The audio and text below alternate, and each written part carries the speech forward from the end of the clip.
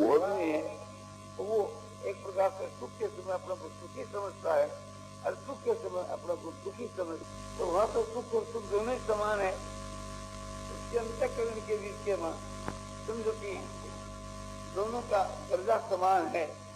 उसको आगे के कोई दुख प्राप्त होता है, सुख प्राप्त होता है, दुख और सुख के निमित्त प्राप्त होते हैं। सुख दुख के निमित्त जैसे लड़का बढ़ गया, स्त्री बढ़ गई, दुख के निमित्त हुए, और जैसे लाखों रुपए पैदा हो गए, लड़का पैदा हो गया, ये सुख के निमित्त हो गए। इसी प्रकार से संसार के वहां मान बढ़ाई प्रतिष्ठा की प्राप्ति हुई, ये सुख के निमित्त हुए, और अपमान निंदा की प्राप्ति तो दुख के निमित्त हो गए। और दुख की प्राप्ति, शारीरिक सुख दुख की प्राप्ति और इस प्रकार से थी निमित्तों की प्राप्ति होने पर दोनों का दर्जा वहाँ समान है। जैसा है सुख वैसा है दुख। और क्षमावान किसी के अपराध का बदला नहीं चाहता, किसी अपराधी को दंड देना नहीं चाहता, न इस लोग में परलोक में।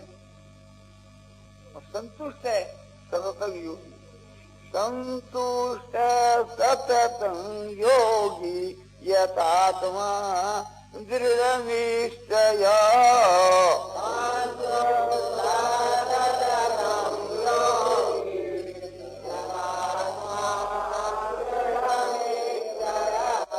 मय्यर्पित मनो बुद्धिर यो मद भक्त समे प्रिय।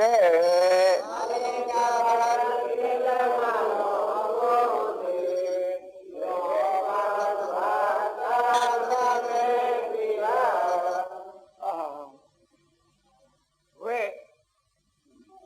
योगी भगवान का भक्त है, हर वक्त आनंद के मां मगन रहता है, हर वक्त शांति के वहां मगन रहता है। परम जो शांति है, परम जो आनंद है, उसमें निरंतर समान भाव से एक रस रहता है। इस वास्ते कहा कि संतुष्ट है सततं योगी। ऐसा भक्ति करने वाला भक्ति हर वक्त आनंद के बीच के वहां मस्त रहता है।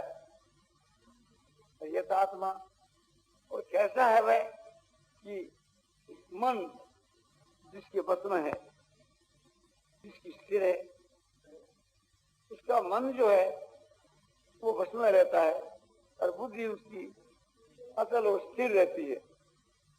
इसलिए एक प्रकार से उन्होंने अपने मन और बुद्धि को परमात्मा में समर्पण कर दिया है। भगवान कहते हैं मयि अर्पित मनो, मुझ में ही अर्पण कर दिए मन और बुद्धि। जिसने बुद्धि का अर्पण करना क्या कि एकदम भगवान का जो है एकदम होना प्रत्यक्ष है, उसके एकदम भगवान की प्राप्ति उसको प्रत्यक्ष है। बुद्धि के वहां उसको भगवान प्रत्यक्ष है, और बुद्धि के निश्चय के अनुसार ही भगवान के वहां मन हर वक्त है। वहां भगवान का ध्यान या जप मनन करना नहीं पड़ता। मन और बुद्धि ये दोनों सदा सर्वदा भगवान के समर्पण ही है। भगवान कहते हैं कि ऐसा मेरा भक्त मुझको प्यारा है, ऐसा जो मेरा भक्त है वो मुझको प्यारा है। यस्मान्नो द्विजते लोको लोकान्नो द्विजते चयो।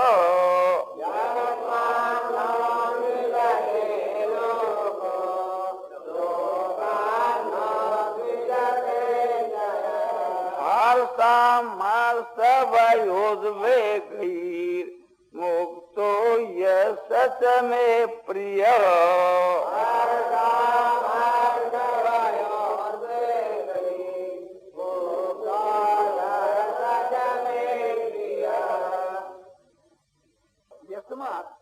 माने जिस पुरुष से किसी भी प्राणी को, किसी भी जीव को अति क्या है, माने जितने जो संसार के मां देहधारी प्राणधारी जो प्राणी हैं, उन किसी को भी उद्वेग नहीं होता उससे ये दर्शन भाषण सफल से वार्तालाप से, और उसको भी किसी से उद्वेग नहीं होता, क्योंकि वो तो सर्वत्र हर वक्त भगवान का ही अनुभव करता है। तो भगवान के स्वरूप को सब अनुभव करता है, तो भगवान से उद्वेग कैसे हो? तो उसको उद्वेग होता ही नहीं। तो हर्ष, अमहर्ष, भय और उद्वेग, इनसे जो एकदम रहित है वह मेरा भक्त है, मुझको प्यारा है। ख्याल करना चाहिए, मन के अनुकूल में हर्ष होता है और मन के प्रतिकूल के बीच के वहां ईर्ष्या, भय और उद्वेग होता है। तो जो ऐसा भगवान को प्यारा भगत है, भगवत प्राप्त पुरुष है, उनके बीच के वहां ये बात नहीं घटती। मन के, इंद्रियों के, शास्त्र के, शरीर के जो अनुकूल पदार्थ की प्राप्ति होती है, अनुकूल घटना की प्राप्ति होती है, तो स्वाभाविक ही आदमी के वहां प्रसन्नता होती है, हर्ष होता है। किंतु उसके हृदय के बीच के वहां संसारिक बातों को लेकर के कभी हर्ष नहीं होता, कभी वो हीर हंसता नहीं, कभी एक प्रकार से समझो कि शोक भी नहीं करता। मन के प्रतिकूल की प्राप्ति में शोक नहीं करता, मन के प्रतिकूल के वहां एक प्रकार से भय नहीं करता, ईर्ष्या नहीं करता, उनके मन में उद्वेग नहीं होता, क्रोध नहीं होता। दुख जो है उद्वेग है, क्रोध जो है वो उद्वेग है, तो उसके चित्त के बीच के वहां उत्तेजना नहीं होती। मन के कितना भी विपरीत हो, किंतु उसके चित्त के वहां उत्तेजना नहीं होती। ऐसा जो मेरा भक्त है वो मुझको प्यारा है। जिनमें ये लक्षण घटते हैं, जो ऐसा जो निर्विकार है, अनुकूल और प्रतिकूल की प्राप्ति के वहां जिसके चित्त के बीच के वहां कोई प्रकार का विकार नहीं होता, हरकत होकर आगे द्वेष आदि, तो ये बात बतलाई गई कि वह मेरा भक्त मुझको प्यारा है। अनपेक्ष सुतीर्दर्श उदासीनो गतर्यथा, अनपेक्ष सुतीर्दर्श उदासीनो गतर्यथा, सर्वारंभ परित्यागी यो मद्भक्त समे प्रिय,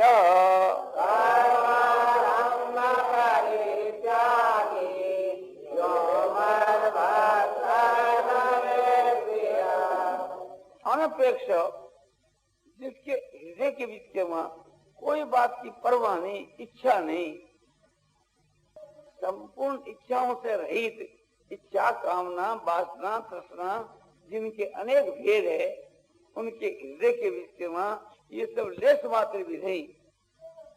अशुचि, उसका हृदय एकदम शुद्ध है, उनका व्यवहार शुद्ध है, बाहर की भी पवित्रता है, भीतर की भी पवित्रता।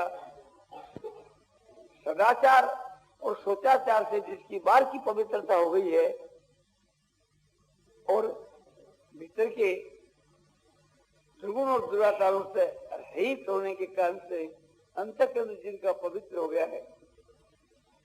और दक्ष माने चतुर, चतुर उसको कहते हैं कि जिस काम के लिए आया था वो काम बना लिया, यानी मनुष्य का सिर्फ परमात्मा की प्राप्ति के लिए मिला और उसको परमात्मा की प्राप्ति हो चुकी, तो वही दक्ष है। और परमात्मा की प्राप्ति नहीं हुई और बढ़ते फिरते तो मूर्ख है, दक्ष नहीं है, चतुर नहीं है। असली चतुरता तो यही है कि हम लोग जिस काम के लिए आए उस काम को बना लिया, तभी हमारी बुद्धिमत्ता है, और नहीं तो मूर्खता है।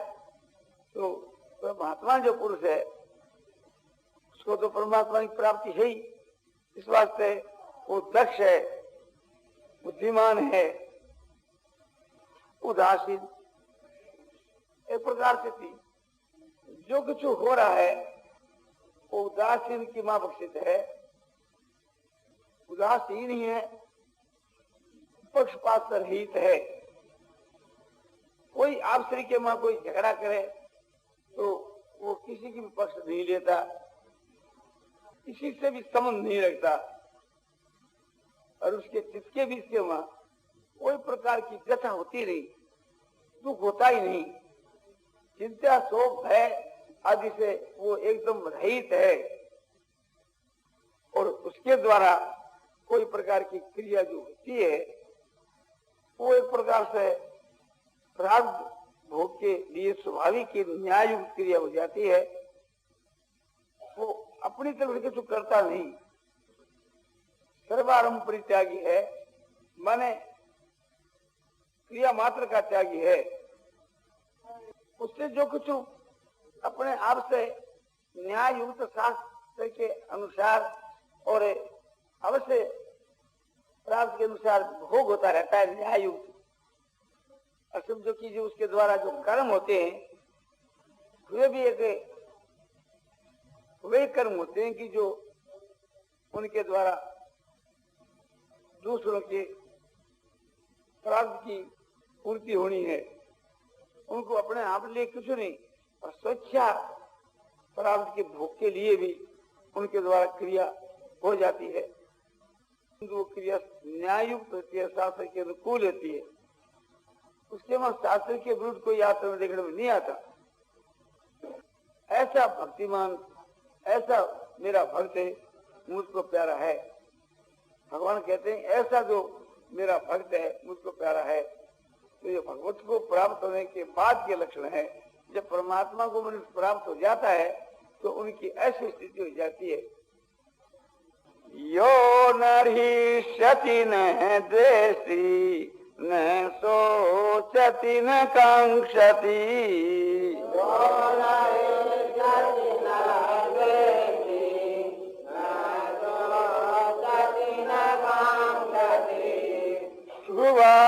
शुभ परित्यागी भक्तिमान यह सवे प्रिय।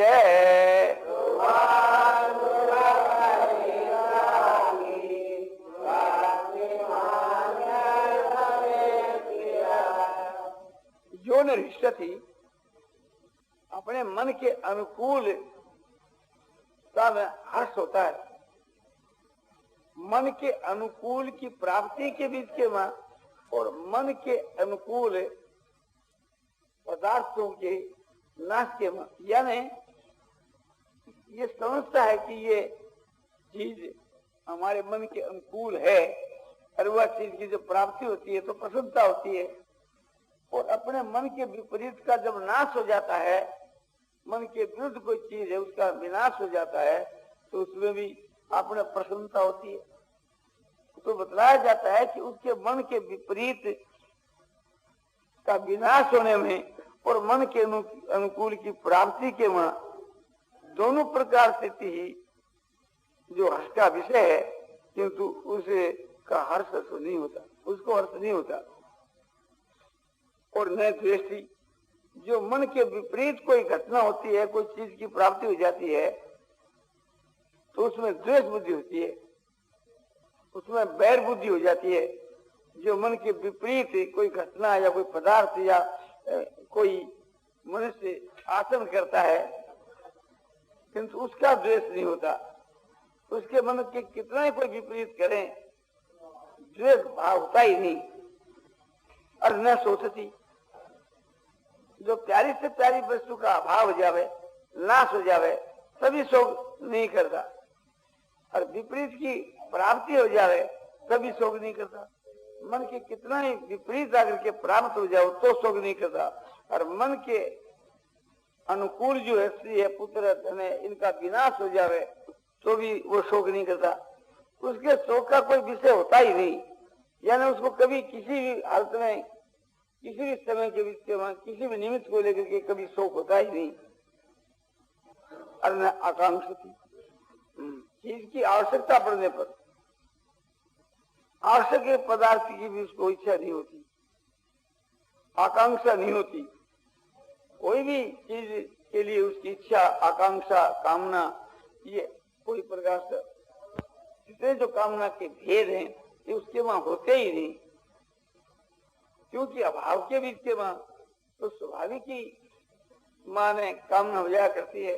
आवश्यक पदार्थ है, उसका अभाव है और उसको आवश्यक है, तो ऐसी परिस्थिति के बीच के वहां उसके मिलने की कामना हो जाती है। या अपने शरीर की बीमारी है तो उसके मिटने की कामना हो जाती है, या कोई पिपासा है, भूख है, तो जल की और अन्न की आकांक्षा हो जाती है, किंतु उसको कोई समय में समझो कि आकांक्षा होती ही नहीं। न मन के विपरीत के नाश के लिए आकांक्षा होती और न मन के अनुकूल प्राप्त करने के लिए आकांक्षा होती। न एक प्रकार से थी अपन चढ़ाव में आकांक्षा करता और न एक प्रकार से थी और कोई निमित्त को लेकर के आकांक्षा करता। और शुभ और अशुभ का जो त्यागी है, माने उनके द्वारा जो शुभ अशुभ कर्म होते रहते हैं, किंतु उनके बीच के उसके फल की इच्छा नहीं है, वो एक प्रकार से सदा सर्वदा पहला से ही अपने त्यागी है, सच्चा त्यागी है। त्यागी के लक्षण बताए, न द्वेष्टि कुशलंकर में कुशले नानु सज्जते त्यागी स्वप्न समाविष्टो मेधावी चिंतन से। भगवान ने गीता की 18 अध्याय के 10 के श्लोक में बताया है, शास्त्र के अनुकूल उनके द्वारा क्रिया होती रहती है, किंतु उसके में आसक्ति नहीं। शास्त्र के अनुकूल क्रिया उसके द्वारा जो होती है उसमें आसक्ति से नहीं होती, और शास्त्र के प्रतिकूल क्रिया नहीं होती, उनका त्याग है, किंतु द्वेष बुद्धि से नहीं है। और जो कुशलकार कर्म, मुक्ति के देने वाले जितने जो कर्म है, मुक्ति के देने वाले जो साधन है, उनके में भी उसकी प्रीति नहीं होती। साधक की तो प्रीति होती है और सिद्ध की प्रीति नहीं होती। और जो अकल्याणकारक कर्म है, पाप कर्म है, उससे वो द्वेष नहीं करता। उसका ये मतलब नहीं कि वो करता था किंतु द्वेष नहीं करता। भाव यह है कि पाप कर्मों को वो करता नहीं, किंतु उसके जो त्याग है वो द्वेष से नहीं है, वो शास्त्र दृष्टि से है, तो उसको कहते हैं वो त्यागी है, सत्य समाविष्ट है, माने सत्य परमात्मा के स्वरूप में उसकी स्थिति है, सच्चा त्यागी है और ज्ञानी है, असंग से रहित। तो फिर अपने प्रकरण पर आ जाता हूँ, यो ने हिसती न द्वेष्टि न सोचती न कांक्षति और सुवा सुपरित्यागी भक्ति मान्य में प्रिय। ऐसा शुभ और अशुभ के कर्मों को न चाहने वाला, कर्मों के फल को न चाहने वाला, ऐसा अनासक्त पुरुष जो है मेरा भक्त है, ऐसा भक्तिमान पुरुष है, मेरा भक्त मुझको प्यारा है। समस्त तथा माना प्रमाणयो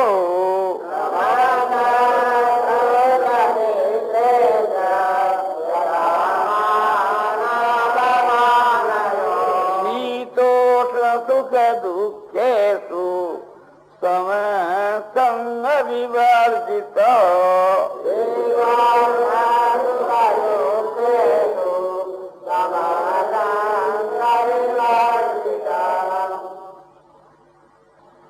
शत्रु से मित्र से, उसके साथ में एक आदमी शत्रुता करता है, बैर करता है, और दूसरा एक मित्रता करता है। उन दोनों के बीच के उनका समान भाव होता है। उसकी दृष्टि में न कोई शत्रु है न कोई मित्र है। जैसे भगवान कहते हैं कि समोमित्र भूतेषु न मे द्वेषस्य न प्रिय। मैं सब भूतों में सम हूं, न तो कोई मेरा प्रिय न कोई मेरा अप्रिय। इसी प्रकार से थी जो महात्मा जो पुरुष है, उसे कोई द्वेष करता है, बैर करता है, तो वो बदले में नहीं करता, तो उसका किसी के बीच के वहां बैर भी नहीं, प्रेम भी नहीं। और व्यवहारिक एक प्रकार से समझो कि दूसरे आदमियों की दृष्टि से अपने उसे कई आदमी बैर भी करते, प्रेम भी करते हैं, या समझो वो भी अपने ऐसा व्यवहार किसी के साथ में द्वेष का, प्रेम का कर रहे हैं, ऐसा प्रतीत हो सकता है। किंतु वास्तव के बीच के मां उसके साथ में शत्रुता और मित्रता करने वाले जो दो व्यक्ति हैं, एक शत्रुता करने वाला, एक मित्रता करने वाला, किंतु उसकी तरफ से कोई फर्क नहीं, दोनों समान है। जब उसके देह में कोई अहंकार ही नहीं है तो उसका शत्रु मित्र कौन है? उसकी दृष्टि में तो कोई शत्रु मित्र ही नहीं। तब शत्रु मित्र नहीं है तो उसमें संभाव स्वाभाविक है। तथा मानापमान है, कोई आदमी उसका अपमान करता है, कोई मान करता है, तो उस मान और अपमान करने वाले पुरुषों के बीच के मान और अपमान में समभाव रहता है। जैसा ही मान तैसा ही अपमान। वो समझता है कि मान और अपमान तो शरीर का होता है और मैं शरीर हूं नहीं, तो ये मान अपमान जो शरीर का मान अपमान है वो मेरा मान अपमान नहीं है, तो उसका समभाव रहता है। और शीतोष्ण सुख दुखेषु समसंग विवर्जित है। शीत उष्ण और सुख दुख की प्राप्ति के मनुष्य को कभी तो शीत प्रिय लगता है, कभी उष्ण यानी गर्मी, किंतु शीत और उष्ण उसके लिए दोनों ही समान है। गर्मी की मौसम के बीच के समझो कि उष्ण जो है प्रतिकूल है और बर्फ आदि जो अनुकूल है, और शीतकाल की मौसम के बीच के ठंडा तो प्रतिकूल है, बर्फ आदि तो प्रतिकूल है और अग्नि आदि उसको अनुकूल प्रतीत होते हैं संसार के मनुष्यों को। किंतु उनकी दृष्टि के बीच के चमड़ी को यदि कोई आपने शीत लगता है या चमड़ी को कोई गर्म चीज मालूम देती है तो मैं सब समान है, क्योंकि देह में उसका अभिमान नहीं, देह के ममता नहीं, देह से संबंध नहीं, और शीतोष्ण का संबंध देह से रहता है। तो शीतोष्ण का ज्ञान तो होता है, किंतु शीतोष्ण के ज्ञान होने पर उनके भाव कम रहता है, चाहे शीत आदि प्राप्त हो चाहे उष्ण यानी गर्मी। इसी प्रकार से थी दुख और सुख की प्राप्ति। शरीर पर कोई पीड़ा पहुंचाता है तो शरीर को एक प्रकार से हानि होती है, कष्ट होता है, और शरीर को कोई आराम पहुंचाता है तो सुख होता है, साधारण आदमियों के। किंतु ऐसा जो महात्मा जो पुरुष है उनके सुख और दुख की जो आगे प्राप्ति होती है, सुख दुख के निमित्त प्राप्त होते हैं, तो उन सब के वहां समभाव रहता है और एकदम आसक्ति से रहित रहता है। किसी भी पदार्थ में उसकी आसक्ति नहीं होती। परमात्मा के सिवा कोई पदार्थ में उसकी आसक्ति नहीं, परमात्मा में उसका अनंत प्रेम था और है। लगाव में किसी पदार्थ के में आसक्ति नहीं, और आसक्ति नहीं तो फिर कामना तो ही कर सकती है। तो तुल निंदा सुतीर मौनी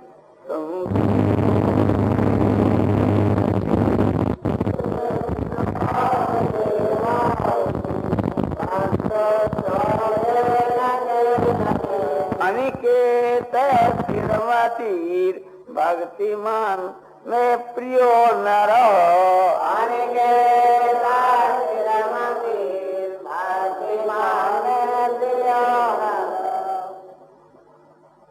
तो निंदा स्तुति, कोई उसकी निंदा करे और कोई स्तुति करे तो दोनों प्रकार के वचन कानों को तो ज्ञान हो जाता है कि इसका नाम तो निंदा, इसका नाम स्तुति है, किंतु दोनों के में उनका समभाव रहता है।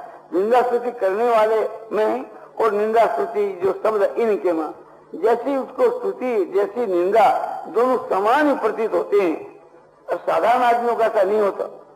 हर उनके दोनों समान। वो समझता है कि निंदा स्तुति जो है ये वास्तव के बीच के समझो कि किसकी हमारी है ही नहीं, हमारा कोई निंदा स्तुति संबंध ही नहीं है। ये समझो कि उसके वहां कोई ऐसा पुरुष धर्मी न भी रहे तो कौन उसका अनुभव करे। तो निंदा स्तुति का एक प्रकार से ज्ञान तो हो जाता है, किंतु उसमें समभाव रहता है। चाहे धर्मी हो चाहे न हो, शास्त्र के हिसाब से। और तो यह है कि उसके वहां कोई अभिमान ही नहीं रहता, उस देहाभिमान करने वाला कोई पुरुष नहीं रहता। तो कौन है तो अपने निंदा स्तुति के वहां राग द्वेष करे। तो तुल निंदा स्तुति और मौनी, और हर वक्त परमात्मा के स्वरूप का ध्यान रहता है, मनन रहता है। परमात्मा को भी भूलता ही नहीं, क्योंकि पहले के अभ्यास थी परमात्मा की स्मृति अपने आप ही होती रहती है। दूसरा मौनी माने एक पहला तो ये कि मननशील, और दूसरा मुनि माने संकल्प रहित, मन का जो मौन है वो संकल्प रहित, या मितभाषी को भी मुनि कहते हैं। तो ये सारी बातें उसमें होती है, इसलिए इसका जो अर्थ दिया जाए वही ठीक है। तो तुल निंदा स्तुति मौनी असंतुष्ट है किंचित, और जो कुछ आकर के प्राप्त होता है उसी में हर वक्त आनंद के मां मग्न रहता है। अनिकेत है माने देह के मां अभिमान नहीं रहता, घर के मां अभिमान नहीं रहता। निकेत माने घर का, निकेत माने देह का, तो इनके मां अभिमान से वो रहित होता है। ऐसा स्थिर बुद्धि वाला मेरा भक्त है, भक्तिमान पुरुष है, ऐसा मेरा भक्त मुझको प्यारा है। तो ये समझो कि भगवत प्राप्त पुरुषों के लक्षण बताए गए। भक्ति के द्वारा जो भगवान को जो प्राप्त होते हैं उनमें ये लक्षण आ जाते हैं, ये लक्षण आ जाते हैं, स्वाभाविक उसके वहां ये लक्षण हो जाते हैं। तो ये भगवान ने गीता की 12वें अध्याय के मां 13 के श्लोक से लेकर के 19 के श्लोक तक ये भक्तिमान पुरुषों के लक्षण बतलाए। नारायण नारायण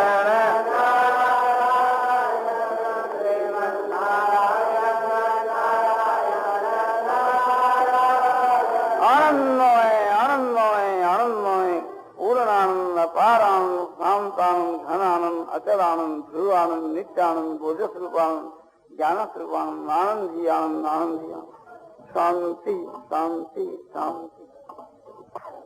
अनन्य भक्ति और भक्तिमान पुरुष के लक्षण विषय यह व्याख्यान पुत्री जयदयाल जीवन का द्वारा आज मिति आषाढ़ कृष्णा सप्तमी सदन का तारीख 12/6/55 को गीता भवन के हॉल में रात को 9 बजे करीब दिया गया।